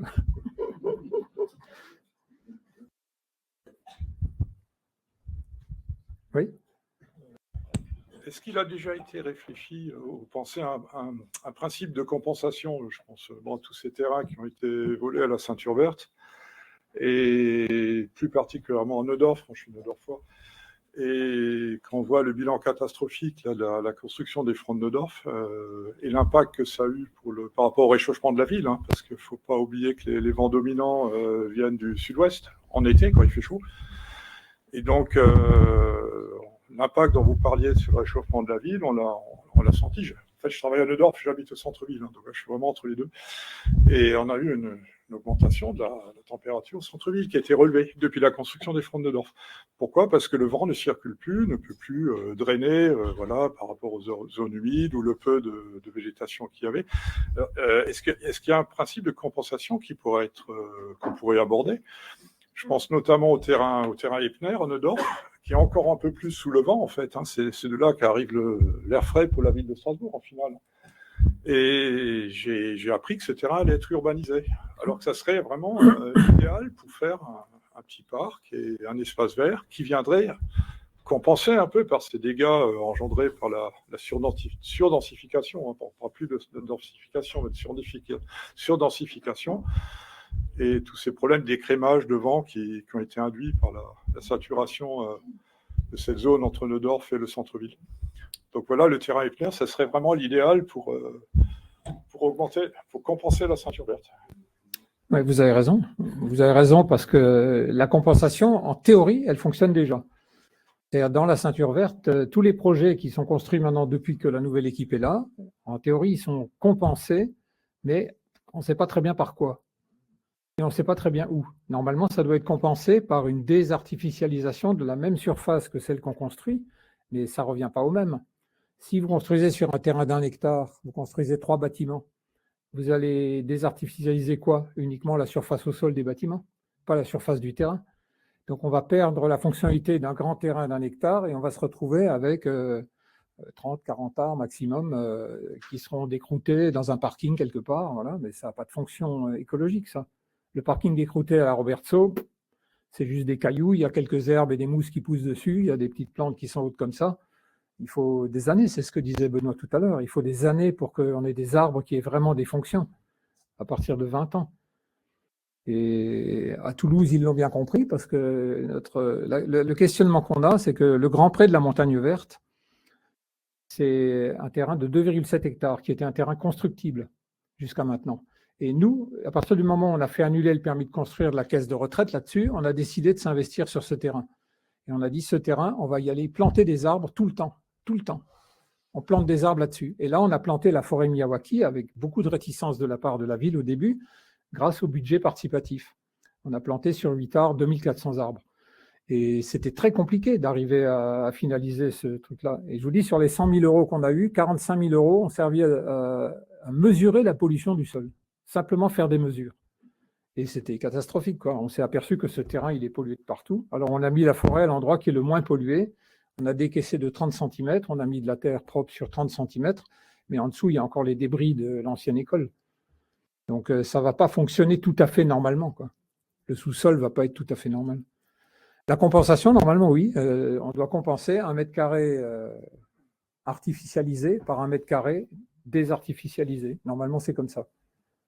Mais clairement, dans les permis de construire, on étudie les dossiers de permis de construire, c'est jamais indiqué. Par exemple, la chaufferie du Wacken qui a été construite, quai Jacuto, il y a une chaufferie qui a été construite et un bâtiment pour le service de la voirie, qui est juste à côté des bâtiments du service des sports. Et ce bâtiment du service de la voirie et la chaufferie sont sur un terrain de 1 hectare, qui était un terrain cultivé par un agriculteur. Et quand on a demandé pourquoi est-ce qu'on ne le conserve pas en terrain, on pourrait même cultiver dessus, puisqu'il était cultivé. Et l'adjoint au maire responsable du secteur nous a dit non, il y a eu plein de polluants et tout, c'est complètement fou, on ne peut pas cultiver là-dessus. Et donc, ils l'ont remblayé avec du gravier et puis ils ont mis ces bâtiments dessus. Donc, c'est très compliqué. Et on ne sait pas du tout où c'est compensé. Hein. Là, c'est 1 hectare qu'ils font compenser pour le coup. On ne sait pas où. C'est pas clair, quoi. Je parlais de transparence tout à l'heure, c'est quand même quelque chose qui manque beaucoup, ça, encore. C'est pas complètement transparent. Mais c'est une histoire incroyable. Mais oui, mais ça fait rien. C'est le temps que ça change, il faut que les gens partent à la retraite. Quand ils partent à la retraite, ça change les choses. Le directeur du service de la police du bâtiment, quand il est parti à la retraite, on a dit ouf. Vous voyez, chaque fois, c'est comme ça. Quand il y en a un qui part, il y en a un autre qui vient, et avec un petit peu de chance, il est passé dans une des écoles là, dont je vous ai parlé tout à l'heure. Et donc, il est déjà un petit peu imprégné par ça. Il a une vision différente. Il y a une inertie considérable. Les gens qui viennent d'arriver, qui sont dans les services depuis peu de temps, c'est complètement différent. Ils n'ont pas la même vision, parce qu'ils vivent dans la ville aussi. À l'époque, on vivait dans la ville, bon, on garait sa voiture devant la porte du bureau, et puis on allait bosser, puis on repartait, et puis c'était comme ça. C'est un changement qui est très important et qui est en retard. On n'est jamais en avance. Vous voyez, à Toulouse, ils sont en avance. Ils plantent des milliers d'arbres parce qu'au moins sur les terrains où il y a des arbres, on ne construira pas, ça c'est sûr. Et je crois, je n'ai pas eu la confirmation encore, mais j'ai envoyé un mail à la ville de Toulouse, là au service. Ils ont fait une délégation. Ce n'est pas le service des arbres de la ville qui s'en occupe. Ils ont délégué ça à un groupement d'entreprises qui s'occupe des plantations d'arbres, qui repèrent les terrains. Ils proposent à la ville et ensuite ils plantent. Et donc 70 000 arbres, c'est quand même colossal, quoi. C'est un beau projet. Et au moins sur ces terrains-là, donc il y a 40% à peu près des sites de plantation qui étaient artificialisés avant qu'on y plante un arbre. Vous voyez, ce n'est pas des parcs, des jardins ou des bords de route.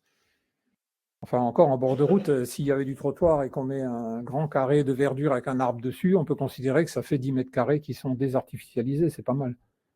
Et ensuite, la couronne de l'arbre va faire de l'ombre partout, ça va refroidir, rafraîchir. Mais aux deux rives, pour parler des deux rives, combien d'arbres on a plantés? Personne n'en sait rien.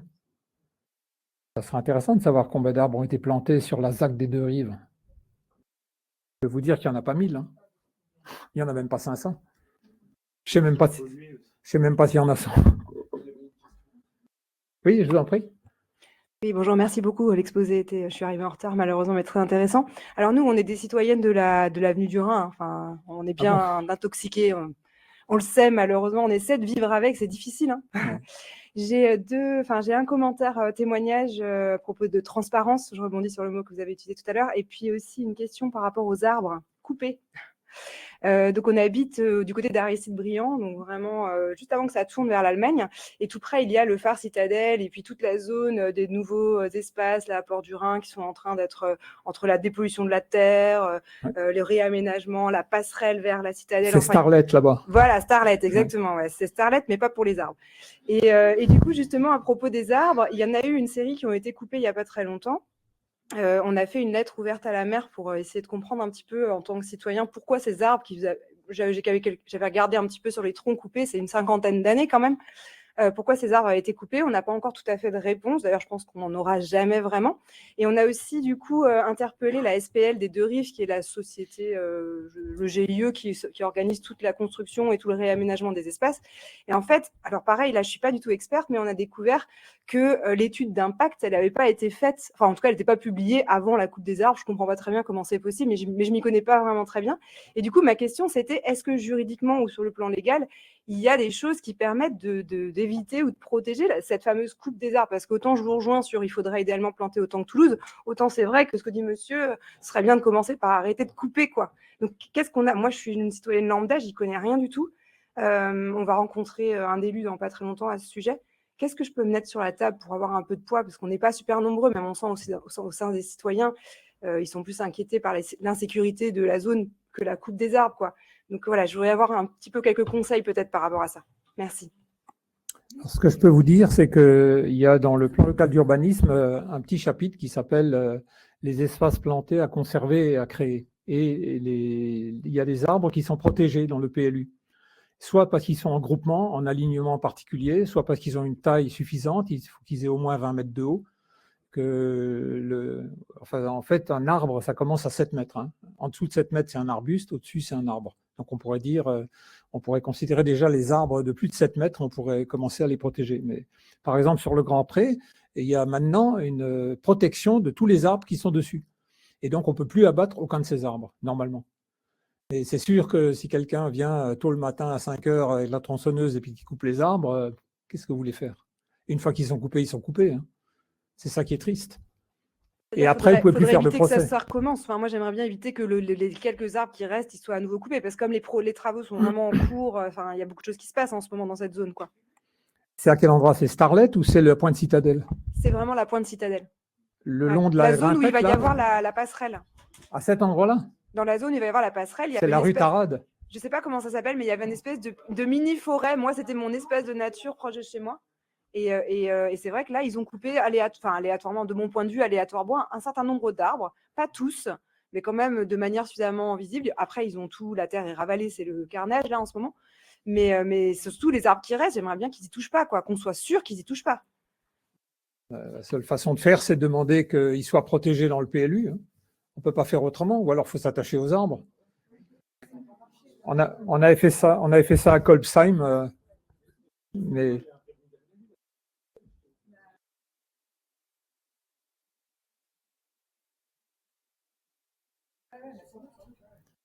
C'est les arbres qui sont sur la route qui montent? Oh là là. Oui, c'est sur la presqu'île, mais c'est plutôt du côté terrain, enfin terre, quoi. Enfin, je sais pas comment c'est pas les arbres près de l'eau qui ont été coupés à ma connaissance, quoi. C'est plutôt, et ça va, mais à mon avis, ça va venir. Enfin, il y a un risque que ça vienne vu les aménagements prévus. Après, moi, j'ai pas regardé le document en détail et tout, mais c'est juste que j'aimerais vraiment, enfin, ce que je comprends pas, c'est comment il peut encore une fois y avoir une étude d'impact en cours et que des travaux aient démarré sans que l'étude d'impact soit soit finalisé ou rendu disponible, ça je comprends pas. Mais j'ai retenu sur le PLU, on regardera. Ouais. Et on n'a aucun poids là-dessus. On n'a aucun poids, tout ça c'est décidé sans nous. Il y a des comités ceinture verte dans lesquels on ne nous parle pas de ça. On parle d'un ou deux trucs de temps en temps, mais les constructions qui vont venir, en général, on les découvre après. Par exemple, les petits centres d'accueil pour les gens qui sont à la rue. Il y en a deux, il y en a un rue de la Montagne Verte et il y en a un rue de la Carpe Haute. On n'a jamais parlé au comité ceinture verte. Hein. Et ce que fait la SPL, elle le fait dans son coin, dans ses bureaux. Et on le découvre un jour où on les voit arriver sur le terrain. Notre idée à nous, c'était que toute la pointe Citadelle soit un parc. Puisqu'il n'y a pas de parc dans les deux rives, on voulait que depuis le pont du tram jusqu'à la pointe, ça soit entièrement en parc. Et ce n'est pas du tout comme ça. Ils ont de l'argent à gagner. Et pour gagner de l'argent, il faut construire. Si on ne construit pas, et le terrain, il n'a pas coûté cher, hein, je peux vous dire, il a coûté 815 € l'art. C'était un ancien dépôt charbonnier de pétrole. Il y avait la société Rapp Karcher qui était installée là-bas, que je connais bien. C'est eux qui ont les pétroles Aral. Enfin, qui avaient, ils ne les ont plus maintenant. Mais c'était la société Rapp Karcher qui avait des entrepôts qui étaient à l'endroit où il y a Evae, la salle de sport, et toute une partie de la pointe. Ils avaient des dépôts de charbon, il y a des photos anciennes. J'ai mis 2 photos anciennes là-haut, elles sont assez rigolotes. Hein. Ce n'est pas la terre, ce n'est pas le sol, c'est l'eau. Mais c'est marrant de voir ça. Et j'en ai une collection que je montre de temps en temps. Donc voilà, on n'a pas beaucoup de poids premièrement. Deuxièmement, il faut s'informer parce qu'on ne vous informe pas, donc il faut aller à la recherche des infos. Et quand vous habitez dans un quartier, c'est extrêmement important d'aller voir l'adjoint au maire en charge, déjà pour entendre ce qu'il dit et ce qu'ils ont fait et pourquoi on ne fait pas un parc sur toute cette pointe Citadelle. Est-ce qu'il y a une raison? Est-ce qu'il y a quelque chose qui est plus important que la santé des habitants? Sûrement. Si je peux juste me permettre d'ajouter un tout petit élément sur les arbres. Normalement, à l'occasion des journées ceinture verte au mois de septembre, vous savez qu'on propose de temps à autre... C'est moi qui fais tout ce bruit? Qu'on propose de temps à autre des balades qu'on appelle la ceinture verte racontées par Cessol. Et normalement, au mois de septembre, la thématique, ce sera l'arbre en ville. Et pour avoir déjà rencontré à plusieurs reprises les personnes des services qui gèrent le patrimoine arboré à Strasbourg, c'est passionnant et captivant. On n'imagine pas la somme de contraintes. Enfin, pour nous, un arbre est un arbre, quoi. Déjà, en plus, souvent, le citoyen... il voit ce qu'il y a là, il oublie que fatalement, il y en a aussi beaucoup en dessous. Là, c'est Solanville qui parle. Je vous invite vraiment, c'est très, très intéressant d'avoir cet échange avec ces personnes-là parce qu'on prend conscience de la somme de contraintes. Et du coup, souvent, l'arbre est le totem de la nature en ville, mais en réalité, il permet aussi de voir la complexité qu'il y a derrière ces démarches-là. Un arbre de grand développement en ville, faut trouver un endroit où on peut le mettre, quoi. Si on veut qu'il vive, parce qu'on peut aussi le mettre en souffrance tout le temps. Après tout, on s'en fout, hein, il fait un arbre, quoi.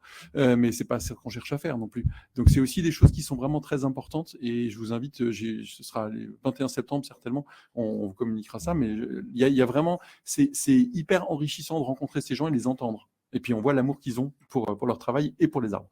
Donc je referme cette parenthèse qui me paraissait importante. Benoît? Oui, tout à l'heure, vous avez dit qu'une ville avait vocation à ce que les gens y habitent, c'est tout à fait normal. Maintenant, dans l'attractivité des territoires, c'est un peu la chapelle de chaque maire. Hein.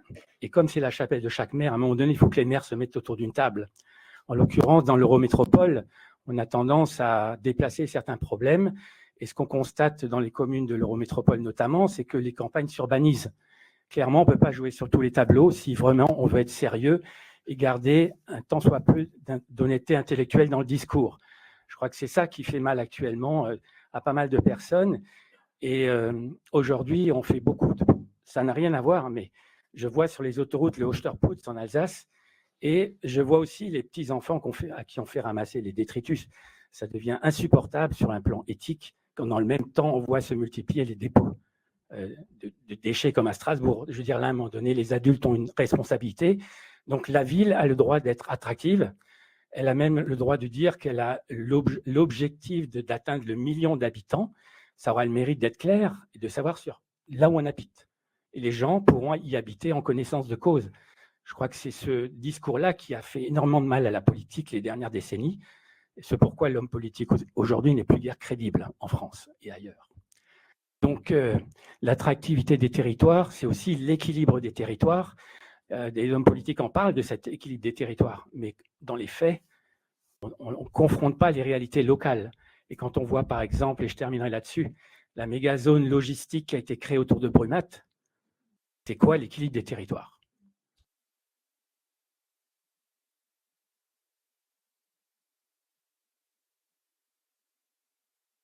Oui, merci effectivement pour toutes ces informations. Et je me suis posé la question, que ce soit pour Sollenville ou pour Zona, est-ce qu'on n'aurait pas intérêt presque plus de poids en mettant en avant aussi que le sol a des conséquences sur la nappe phréatique, enfin l'état des sols. Bon, vous avez surtout parlé des surfaces et de ce qu'on y met dessus.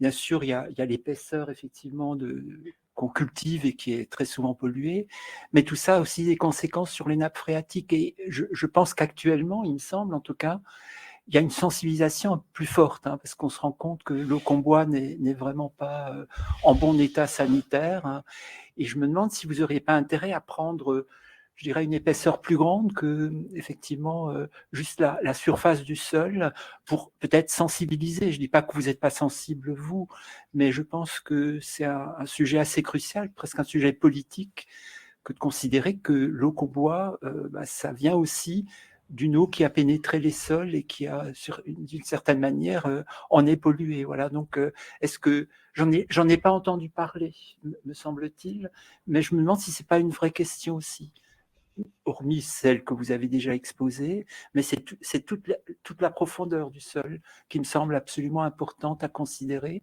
Et je me demande si c'est pas un argument politique majeur pour exposer vos idées qui me semblent essentielles. Vous avez raison, mais simplement quand on bétonne sur un terrain, il est plus pollué en dessous. On s'en fiche qu'il soit bétonné et ça ne va pas polluer le dessous. Par contre, si on cultive n'importe comment ou s'il y a des entreprises industrielles dont on ne contrôle pas ce qu'elles font, regardez par exemple quand vous quittez Strasbourg vers le sud, vous passez la prison et juste après la prison, il y a toute une série de ferrailleurs qui sont installés là. Le dernier contrôle de la préfecture a montré que toutes les entreprises étaient en infraction par rapport au règlement. Et elles ont été fermées administrativement pour certaines, et puis elles ont rouvert. Et elles continuent.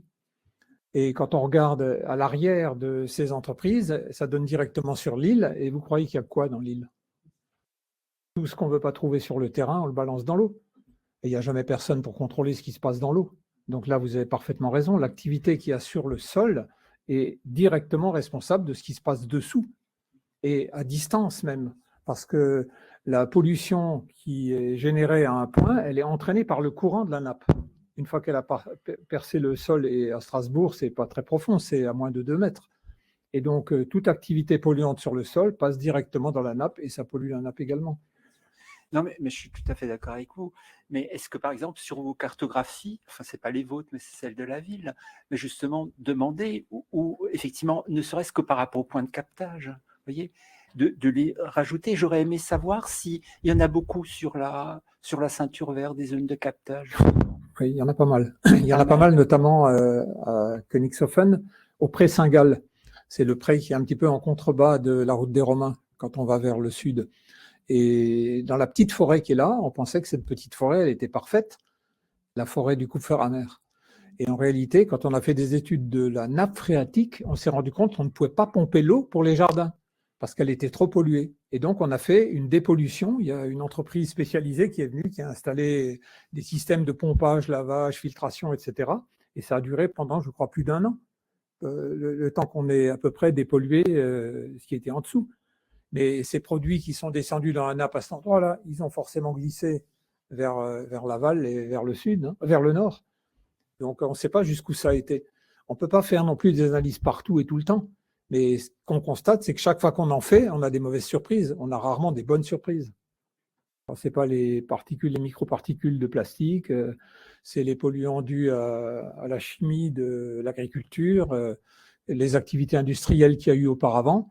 Parce que là, c'était une pollution aux métaux lourds qu'il y avait à cet endroit. Et personne ne savait exactement pourquoi il y avait une pollution aux métaux lourds dans le sol et dans l'eau. C'était assez incroyable. Et à l'entrée de la montagne verte, au début de la route de Schirmeck, dans les tout premiers mètres, il y a des jardins familiaux qui sont le long de la rue de la montagne verte. Et ces jardins familiaux ont été décaissés sur 1 mètre. Pour faire des nouveaux jardins, on a décaissé 1 mètre de sol et on a mis 1 mètre de terre propre. Moyennant quoi, les gens pouvaient cultiver. Mais on l'a fait une fois, on ne le fait plus maintenant. Ça coûte beaucoup trop cher. Hein.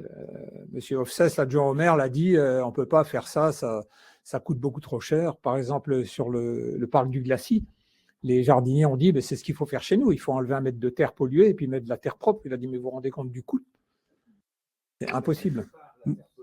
C'est ça, oui. Il faut la mettre quelque part. Et ne pas négliger le coût dépolluer. écologique, hein, parce que la terre polluée devient un déchet et la terre qu'on amène, elle vient de quelque part. Oui, c'est ça, oui. On la prend quelque part où elle est propre pour la mettre là où on ne sait pas très bien ce qu'elle va devenir. Et où la nappe, de toute façon, en dessous, a aussi pris un coup, quoi. Sur le Grand Prix, il y avait des hydrocarbures. Et alors, on s'est demandé pourquoi il y avait des hydrocarbures. Parce que pendant la guerre, il y avait une batterie de DC allemande qui était installée là. Et donc, les camions, les canons et tout ça, ils étaient installés et ils ont pas mal tiré, puisqu'il y a eu au moins 4 épisodes de bombardement de la ville. Et quand les militaires, ils viennent, ils y mettent le paquet. Hein. Ils viennent avec leurs camions et tous les déchets qui sortent des canons et tout, ils les laissent traîner par terre. Et en fait, on a compris comme ça que, en plus, quand les Allemands sont partis, c'est les Américains qui sont venus, ou les Français libres, qui sont venus installer une batterie de déchets à cet endroit-là, même opération, quoi. Parce qu'il y avait encore quelques avions allemands qui risquaient de venir. Sous les terrains militaires, il y a des choses bizarres. Mais ceci dit, il y avait des métaux lourds, on ne sait pas d'où ils venaient. Il y en a partout sur le terrain. Alors, est-ce que c'est l'école qui a pollué? Parce qu'il y avait des ateliers. Il y avait un atelier de plomberie, il y avait un atelier de menuiserie, il y avait un atelier de construction, il y avait un atelier de plâtrerie. Vous voyez, dans chaque bâtiment, il y avait un corps de métier différent, puisqu'après la guerre, il fallait former les apprentis. Et donc, on ne sait pas très bien ce qui s'est passé et comment, et ce qu'ils ont utilisé comme produit. Et ils se chauffaient au fioul. À l'époque, le fioul ne coûtait rien du tout. Si ça vous va, est-ce qu'on a fait le tour? Alors, une ultime... Juste une petite remarque, c'est plus qu'une remarque, une question, mais je pense qu'effectivement, par rapport à ce qui a été dit, cette ceinture verte qui avait été prévue en 1922 comme hygiénique, je pense que par rapport au changement climatique, on sera bien content de la voir d'ici une vingtaine d'années, quand on montera à 50 degrés pendant 1 mois et demi ou 2 mois, pour se mettre à l'abri. Et je pense que ça redonne une dimension supplémentaire. Et juste une petite remarque sur l'équilibre entre nature et habitat. Je rappelle juste que c'est un urbanisme français qui a conçu Central Park à New York. C'est-à-dire j'ai un grand parc de plusieurs hectares et je monte sur les bords.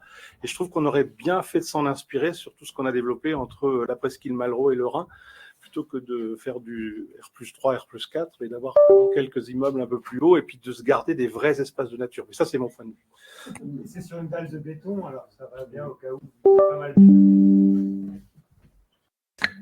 On va vous proposer juste quelques éléments pour montrer un petit peu les prochaines programmations. On a la chance d'avoir Cyril avec nous. Je suis désolé, il faut quand même, pour ceux qui ne connaissent pas, présenter Monsieur Ceinture Verte à la ville de Strasbourg. C'est quelqu'un, je me permets de l'ajouter, avec qui on travaille de manière étroite. Et quand je dis on, je pense que Denis, de la même manière, c'est vraiment quelque chose qui est très agréable pour nous. Est-ce que tu voulais faire un commentaire sur ce qui a été dit ici, ou est-ce que c'est pas le lieu, ou est-ce que tu veux peut-être nous dire un mot de l'AMI aussi Oui, non, je ne vais pas dire grand-chose sur les propos de Denis Mater, hein, qui sont très, très justes.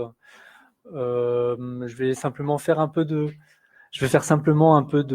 publicité pour la ceinture verte et indiquer que aujourd'hui, c'est les habitants qui ont le pouvoir et puis qui finalement peuvent proposer des actions dans le cadre de la ceinture verte. Pour cela, on a mis en place un appel à manifestation d'intérêt ceinture verte pour que les habitants puissent proposer des idées, des projets nature ou des expérimentations. Donc, il y a 8 terrains de la ceinture verte qui sont mis à disposition d'habitants. Donc, il faut postuler à ces projets, proposer vos idées. Il y a un petit règlement de consultation qui explique comment ça fonctionne. Et voilà. Dans ces 8 terrains, donc on est quand même sur le sujet des sols. On a fait des études de sol et il y en a 2 qui permettent de faire du nourricier. Donc voilà, donc profitez-en. La ceinture verte est un bien commun. Elle est là pour ses habitants. Merci Cyril Gérard, qui est responsable de la ceinture verte à la ville de Strasbourg.